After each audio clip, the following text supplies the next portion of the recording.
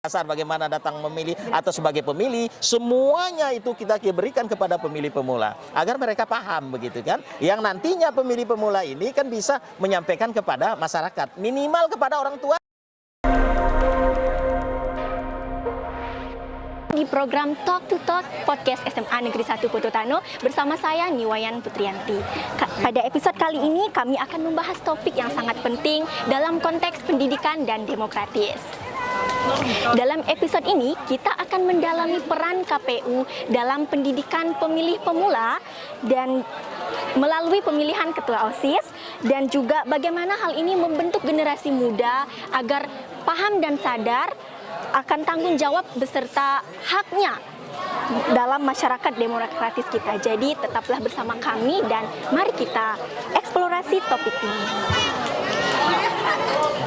Hari ini saya bersama Bapak Herman Jayadi sebagai komisioner KPU. Halo Bapak, selamat pagi dan selamat datang di SMA Negeri 1. Hai semuanya, selamat pagi. Assalamualaikum warahmatullahi wabarakatuh. Bagaimana kabarnya hari ini? Baik, saya selalu energik seperti biasa ya, ya, dan bugar. Tetap kita jaga kesehatan, berhubung kita ini kan sebentar lagi akan menghadapi agenda-agenda yang padat, jadwal-jadwal yang penuh dengan aktivitas. Kemudian kita tinggal beberapa waktu ini akan menuju kepada pemilu serentak di tanggal 14 Februari 2024 yang akan datang. Wah, sebentar lagi ya berarti Bapak ya? Iya. Padat sekali mungkin itu ya jadwalnya. Iya, sangat padat.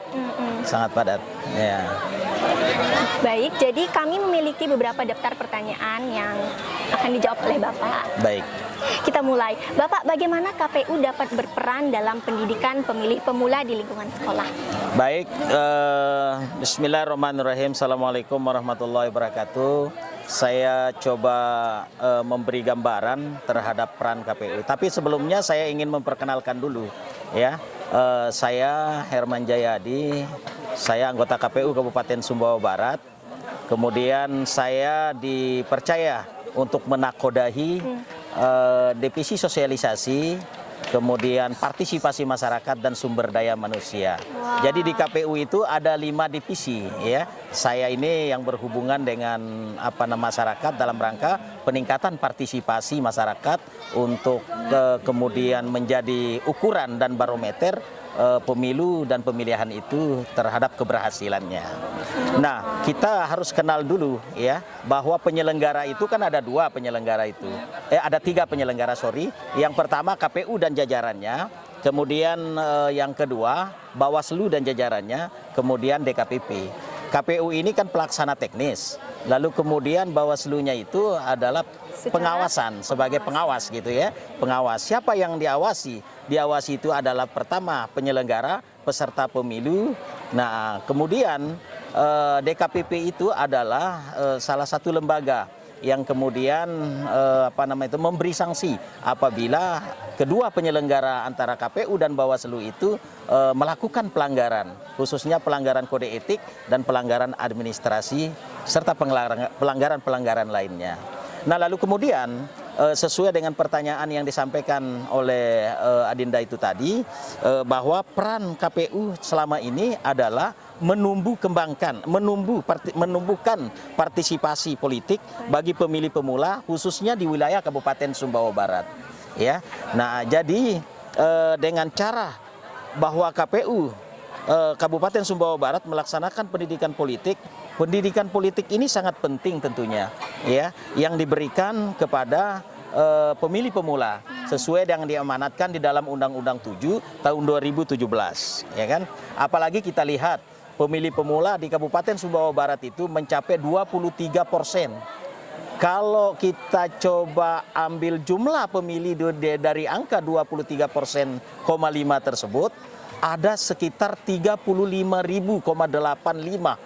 Ada 35.000,85 pemilih pemula yang ada di wilayah Kabupaten Sumbawa Barat. Itu baru mencakup yang pemula, belum lagi pemilih yang umurnya di atas milenial, kemudian pemilih-pemilih tua gitu ya kan. Nah, pemilih pemula saja itu mencakup 35,85, ya kan?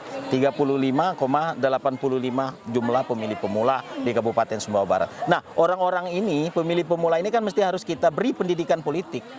Seperti bimbingan. Iya, kita beri pendidikan pemilih kepada mereka agar mereka paham. Ya, agar mereka paham apa sih artinya pemilu itu. Nah, lalu kemudian bagaimana mereka berkontribusi terhadap kegiatan pemilu tersebut. Nah, jadi kami berharap di wilayah Kabupaten Sumbawa Barat dengan jumlah pemilih pemula itu yang berkisar di angka 23,5% itu, ya kan? Ini yang kita sasar kemudian mereka supaya mendapat ya pendidikan pemilih maupun pendidikan politik bagi mereka. Nah, kemudian pemilih pemula ini atau pemilih yang sering kita sebut dengan pemilih muda ini kan mereka memiliki keunggulan. Mereka memiliki keunggulan, mereka memiliki intelektual, kemudian memiliki moral, kemudian memiliki sosial, ya kan? Nah, jadi berbicara tentang intelektual dan cerdasnya dan kecerdasan itu terdapat pada pemilih pemula. Tingkat sosialnya juga tinggi pemilih pemula ini, ya kan?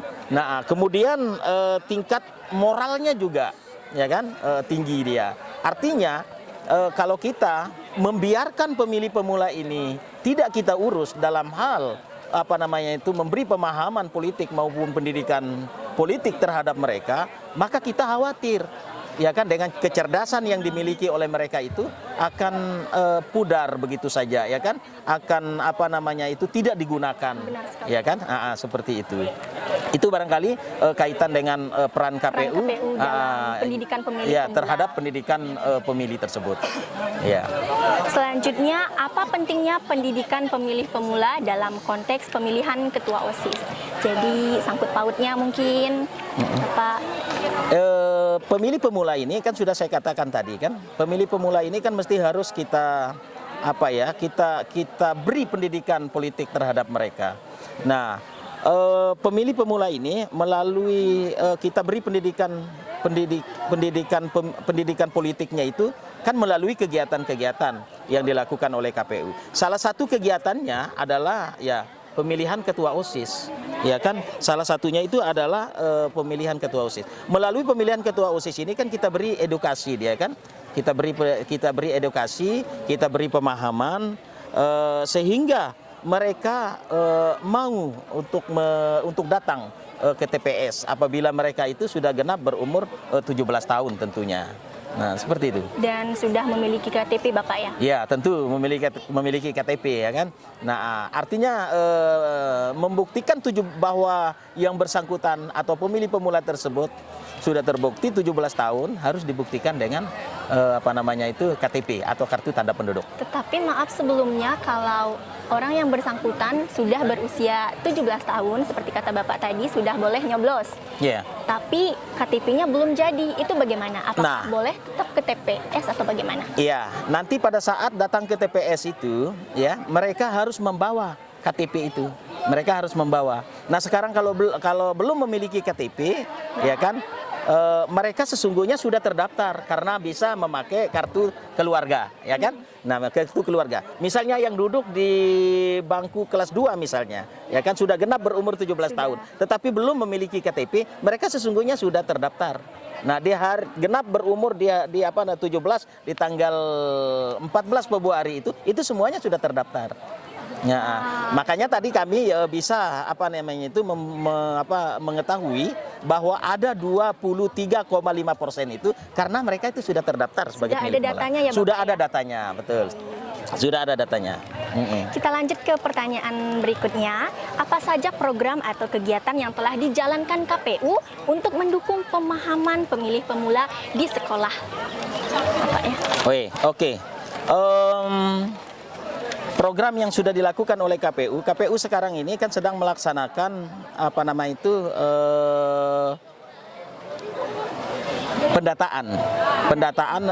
pendataan ya. KPU sekarang ini sedang melaksanakan pendaftaran bakal calon. Nah, sekarang sudah pada posisi pencermatan daftar calon sementara. Nah, setelah pendaftaran calon sementara kemarin, calon DPR maksud saya, calon DPR Kabupaten Sumbawa Barat dalam hal ini, nah kita juga sudah melakukan pencermatan untuk menuju kepada penyusunan DCT. DCT ini adalah daftar calon tetap. Nah, itu salah satu program. Nah, program eksternalnya yang sedang dilaksanakan itu adalah sosialisasi tentunya. Nah, kami kemarin itu untuk menyasar pemilih pemula di semua satuan pendidikan itu melalui kegiatan Kesbang Poldagri itu KPU mengambil bagian di situ sebagai narasumber, ya kan? Jadi pemilih pemula itu ya sudah tersentuh dari sosialisasi yang dilaksanakan oleh KPU.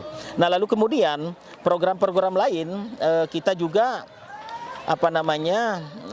saya lupa ya, program-program lain juga seperti Goes to SMA, Goes to Kampus, ya kan? Kemudian Goes to pondok pesantren. Itu Goes to tempat-tempat itu hanya untuk wilayah KSB begitu, Bapak? Ya, untuk wilayah KSB. Semuanya? Ya, semuanya. Jadi lembaga yang kita sasar pertamanya itu adalah lembaga satuan pendidikan. Nah, karena pemilih pemula itu pemilih yang baru, ya kan, untuk memberikan hak pilihnya itu adalah berada di satuan pendidikan. Nah, dalam hal ini SLTA, kemudian SMK, MA kan gitu. Jadi tim turun langsung. Oh, kita turun langsung dengan agenda yang sudah disusun oleh KPU, kita turun langsung, kemudian kita juga diminta sebagai narasumber. Seperti kemarin itu Kesbang Poldagri misalnya melaksanakan sosialisasi terhadap pemilih pemula, kita sebagai narasumbernya. Nah, jadi itu salah satu program. Nah, kemudian program yang paling menyentuh yang dilakukan oleh KPU itu adalah pemilihan serentak ketua OSIS dan wakil ketua OSIS. Nah, ini adalah salah satu keberuntungan barangkali bagi pemilih pemula dan bagi kami sebagai penyelenggara itu. Karena kami itu bisa menyerap langsung aspirasi dari anak-anak yang pemilih pemula tentunya, ya kan. Mereka kita beri pendidikan tentang demokrasi, kemudian mereka kita beri pemahaman tentang bagaimana dasar-dasar bagaimana datang memilih atau sebagai pemilih. Semuanya itu kita berikan kepada pemilih pemula agar mereka paham begitu kan. Yang nantinya pemilih pemula ini kan bisa menyampaikan kepada masyarakat, minimal kepada orang tuanya. Ya kan, nah, minimal kepada orang tuanya. Edukasi begitu ya? Edukasinya, ya. Wah, begitu. Keren sekali ya Sobat Cerdas. Untuk pertanyaan berikutnya, bagaimana hubungan pemilihan ketua OSIS dengan semangat tumbuhnya demokrasi di lingkungan sekolah? Iya, kalau berbicara demokrasi, sebenarnya pemilih pemula sudah paham tentang demokrasi ini, ya kan? Sudah paham tentang demokrasi. Nah, saya pikir mata pelajaran demokrasi itu di tingkat SLTA kan sudah ada. Sudah ada ya kan? Nah, sekarang bagaimana mengimplementasikan demokrasi itu? Ya kan? Dalam kehidupan sehari-hari khususnya dalam pemilu maupun pemilihan. Ya kan? Nah, karena demokrasi ini adalah salah satu kekuasaan tertinggi, ya kan, yang berada di tangan rakyat. Jadi kekuasaan itu mana sih yang dimaksud dengan kekuasaan tertinggi itu? Ya kan? Rakyat diminta untuk berdaulat. Rakyat diminta untuk menentukan dan mengikuti proses menentukan siapa yang akan menjadi pemimpinnya, ya kan? Siapa yang akan menjadi pemimpinnya. Nah, jadi itu barangkali kenapa penting demokrasi itu. Demokrasi itu kita berikan sejak dini kepada pemilih pemula tentunya, ya kan? Dan saya pikir di tingkat SLTA demokrasi itu kan terus digaungkan. Tetapi demokrasi yang sesungguhnya itu bagaimana memberi kesempatan terhadap rakyat pada umumnya, tentu terhadap pemilih pemula itu untuk menggunakan hak pilihnya salah satu, ya kan? Untuk menggunakan hak pilihnya salah satu, yaitu menggunakan hak pilih di pemilu maupun di pemilihan. Nah, karena pemimpin yang akan ditentukan nanti itu tergantung legitimasi dari rakyat. Tergantung legitimasi pengakuan, ya kan? Pengakuan dari kita. Nah, kan kita yang memilih, tentu kita yang berdaulat, kita yang berkuasa. Nah, kan untuk mendudukan seorang pemimpin itu adalah rakyat itu sendiri. Sehingga demokrasi mengartikan dari rakyat, oleh rakyat dan untuk rakyat. Jadi rakyatlah yang berkuasa, rakyatlah yang berwenang untuk menentukan siapa yang akan menjadi pemimpin bagi rakyat itu sendiri. Rakyat itu sendiri. Baik, selanjutnya apakah ada kendala atau tantangan yang dihadapi dalam menjalankan program-program pendidikan pemilih pemula? Kita harus pilakan ya. Kalau berbicara kendala itu mesti ada ya kan, mesti ada. Tapi kita kan mesti harus pilakan dulu. Apakah ini kendala yang bersifat internal yang kemudian mengakibatkan KPU tidak bisa melanjutkan program, ya kan? Kalau apakah ini kemudian menjadi kendala eksternal misalnya seperti itu ya kan, yang mengakibatkan masyarakat tidak bisa mendapat informasi tentang pemilu maupun pemilihan dari KPU. Nah, kalau selama ini apa yang kami lakukan termasuk sosialisasi yang kita sasar di tingkat satuan pendidikan itu secara teknisnya itu tidak ada kendala, ya kan? Nah, sehingga ya kami dapat data itu tadi kan, yang 23,5% itu ya kan. Nah, itulah salah satu apa namanya itu terobosan KPU untuk kemudian menyasar apa namanya itu pemilih pemula yang ada di tingkat satuan pendidikan. Jadi begitu, Mbak. Nah, jadi kesuksesan dari program-program yang diadakan oleh KPU tentunya didasari oleh kerjasama tim yang sangat hebat dan benar. kompak. Saya ingin melanjutkan lagi. Tadi itu secara internal. Kalau secara eksternalnya, biasa kalau apa namanya itu kendala untuk misalnya melaksanakan sosialisasi, biasanya terjadi karena anggota KPU tidak ada di tempat. Ya kan, itu kendala akhirnya. Misalnya di satu satuan pendidikan meminta kita sebagai narsum misalnya, kadang-kadang bertabrakan dengan jadwal atau agenda kami yang ada di luar daerah. Nah, kalau selamanya kami berada di dalam daerah itu tidak ada kendala, pasti akan kami hadiri, ya kan? Apa namanya itu kegiatan-kegiatan, baik itu kegiatan yang dilaksanakan oleh satuan pendidikan itu sendiri maupun dari stakeholder lainnya. Pertanyaan berikutnya, kita memasuki closing statement. Bagaimana siswa dapat menjalankan peran mereka dalam masyarakat demokratis kita? Iya, baik. Peran siswa atau sebagai pemilih pemula ya, apa sih perannya yang bisa dilakukan saat ini? Kan itu ya, apa sih perannya yang bisa dilakukan saat ini? Nah, yang pertama, saya ingin mengajak pemilih pemula ini mengawal proses pemilu untuk terciptanya demokrasi yang baik. Yang kedua, aktif mengontrol pemerintah, ya, aktif mengontrol pemerintah. Kemudian yang terakhir, berpartisipasi dalam hal menggunakan hak pilihnya. Nah, aktif mengawal agar terciptanya demokrasi itu, ya kan, mengawasi seluruh agenda-agenda yang dilaksanakan oleh KPU, ya kan, mulai dari tahapan apa namanya itu, dari tahapan awal hingga tahapan terakhir itu harus ikut serta mengawal apa namanya itu suksesnya tahapan tersebut, kegiatan atau tahapan tersebut. Nah, kemudian yang kedua harus apa namanya itu aktif mengontrol, ya kan, aktif mengontrol apa namanya itu apakah dirinya itu terdaftar sebagai di dalam DPT apa tidak, apakah dirinya itu terdaftar sebagai pemilih atau tidak. Itu salah satu peran penting bagi pemilih pemula, ya kan? Nah, kemudian harus berpartisipasi. Berpartisipasi itu tidak hanya mengatakan, oh saya berpartisipasi, tapi harus mampu menyampaikan kepada yang lainnya. Yang kedua, bukti nyatanya ya Bapak. Iya, yang kedua, berpartisipasi ini harus apa namanya itu datang ke TPS. Harus mau datang ke TPS untuk memberikan hak pilihnya. Nah, gitu kan. Nah, jadi peran penting sebagai siswa atau pemilih pemula itu yang pertama mengontrol dirinya apakah sudah terdaftar dalam DPT atau tidak. Ya kan? Nah, kemudian yang kedua apa namanya itu, yang kedua itu harus mampu berpartisipasi. Jadi kalau sudah terdaftar dalam DPT, datang dong. Ya kan, datang dong ke TPS pada tanggal 14 Februari 2024 yang akan datang. Nah, sebagai closing statement saya, yang pertama, ayo anak-anak muda, pemilih pemula, pemilih pemula adalah pemilih yang cerdas. Jangan golput dan jangan money politik. Tolak money politik itu, ya kan? Dan jangan tidak datang ke TPS pada tanggal 14 Februari 2024 yang akan datang. Demikian barangkali Mbak dari saya. Assalamualaikum warahmatullahi wabarakatuh. Dan dengan ini kami mencapai akhir dari episode kali ini. Kami berharap teman-teman semua mendapatkan diskusi tentang peran KPU dalam pendidikan pemilih pemula melalui pemilihan ketua dan wakil ketua OSIS. Perlu kita ketahui bahwa pemilihan ketua OSIS bukan hanya tentang siapa yang memegang jabatan, tetapi bagaimana siswa-siswi kita mengetahui peran dan kemampuannya dalam memahami nilai-nilai demokrasi dan partisipasi dalam masyarakat. Terima kasih telah mendengarkan program podcast Talk to Talk SMA Negeri 1 Putu Tano. Kami akan kembali dengan topik-topik menarik lainnya. Saya Niwayan Putrianti, pamit undur diri. Sampai jumpa di episode berikutnya.